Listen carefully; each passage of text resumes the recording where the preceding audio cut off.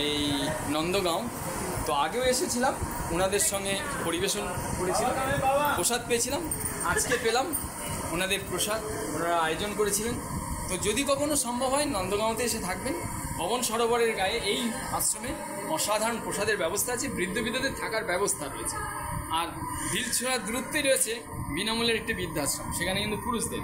যাই হোক, সেটার আবার হেড অফিস দিল্লিতে। আর এখানে এসে থাকার জন্য চমৎকার জায়গা আছে। উনি দিল্লি থেকে এসেছেন,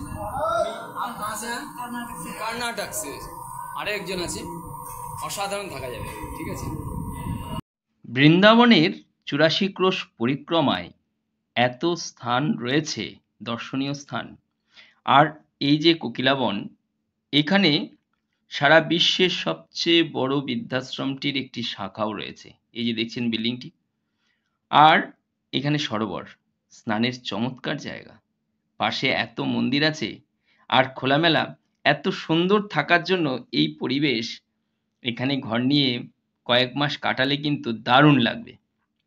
যাক, পরিকল্পনা রইল, যদি কখনো সম্ভব হয় অবশ্যই এখানে ২-৪ রাত কাটানোর সেই ভিডিও আপনাদের সঙ্গে শেয়ার করব। কারণ এই পরিবেশটা, এই চত্বরে এত মন্দির আছে, জনবসতিও খুব একটা নয়, সাউন্ড পলিউশন নেই বললেই চলে। খুব ভালো লাগলো। আর এই সরোবর, অনেকে স্নান করছে, ওদিকটা গেলাম না। আর এত মন্দির আছে দেখুন, হয়তো অনেকে এসছেন কিন্তু থাকেননি। আর এই স্থানটা এতটাই চমৎকার পরিবেশ, ভীষণ ভালো লাগলো। আর দুপুরে ওখানে মধ্যাহ্নভোজন দেখলাম। আর সাধারণের জন্য প্রসাদের ব্যবস্থা রয়েছে আলাদা। তাছাড়া এই যে প্রতিষ্ঠানটি রয়েছে, চলুন ওপরে নিয়ে যাই। ওপরে নিচের পোর্শনে কাজ চলছে দেখলাম। ওপরে এখানে সবাই খেতে বসেছে। দুপুরের এখানকার খাওয়া দাওয়ার আসর, সেটা আপনাদের সঙ্গে অনেক আগেই শেয়ার করেছিলাম। আজকে ১৪১ জন একসঙ্গে খেতে বসেছে। জানতে পারলাম যে আজকের খাবার দাবার কেমন ছিল। তো বাইরে থেকে যারা আসেন তারাও কিন্তু প্রসাদ পান। আর এখানকার পরিবেশ, এখানে থাকার জন্য কিরকম ঘরের ভাড়া আছে, তবে হোটেল রয়েছে, হোটেলে না থেকে ঘর ভাড়া নিয়ে থাকা বেটার।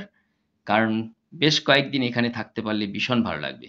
বিশেষ করে বৃন্দাবন ৮৪ ক্রোশ পরিক্রমার একটি জনপ্রিয় ঐতিহাসিক স্থান এই কোকিলাবন। আজ এ পর্যন্ত, ভালো থাকবেন। আর যারা এসছেন, হয়তো বুড়ি বসন্ত, বুড়ি ছোঁয়ার মতন করে এসেছেন, কিন্তু এখানে থাকার জন্য চমৎকার সব পরিবেশ। যাই হোক, যদি কখনো সম্ভব হয় এখানে থেকে এখানকার ঘর, এখানকার রুমগুলো কেমন আছে সেগুলো আপনাদের সঙ্গে অবশ্যই শেয়ার করব। আজ এই পর্যন্ত, ভালো থাকবেন। যদি কখনো আপনারা নিজেরা থাকছেন অবশ্যই জানাবেন এখানকার পরিবেশ সম্পর্কে, এখানকার ঘরগুলোর কীরকম বাজেট আছে, অবশ্যই সে খোঁজটা দেবেন। আজ এই পর্যন্ত। যদিও আমি এই স্থানে আগে এসেছি, কয়েকবারই এসেছি, কিন্তু এতটা বেশি সময় থাকা হয়নি।